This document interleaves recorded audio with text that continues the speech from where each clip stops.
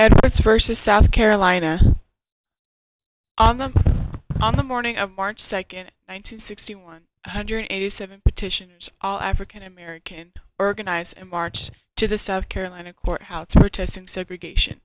Out of the 187 petitioners, they separated into small groups of 15 and left from the Zion Baptist Church to Columbia and walked in an open public area to South Carolina courthouse.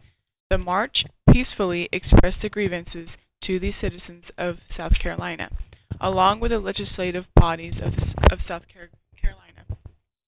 The march did not block traffic, and the students walked in an orderly fashion, holding place cards expressing their pride in being black and their opposition to segregation. Approximately 30 police officers confronted the group of high school and college students and ordered them to leave the premises. The group was told to leave within 15 minutes or they would be arrested. There was no violence or threat of violence on the students' part or on the part of the 200 to 300 onlookers that had gathered to watch. The students refused to leave the premises and began to sing patriotic and religious songs like the Star-Spangled Banner. After one of the leaders of the march delivered a religious and passionate speech, after the 15 minutes had expired, the police arrested and convicted them on a charge of breach of peace. Convicted and sentenced with small fines and jail sentence up to 30 days.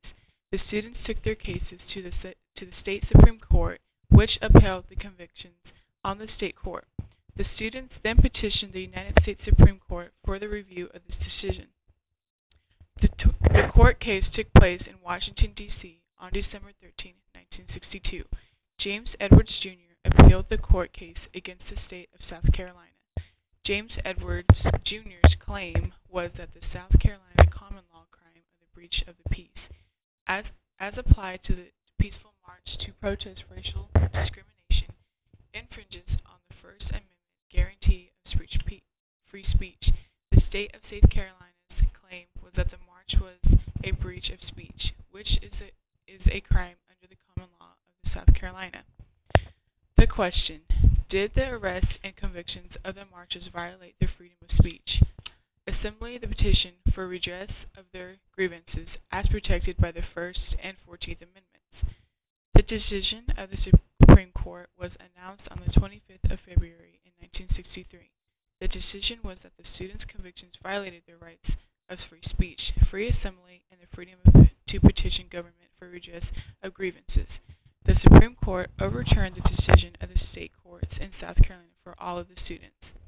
This case is important because by using the Due Process Clause of the 14th Amendment, the court made it illegal for states to criminalize peaceful expressions of unpopular views.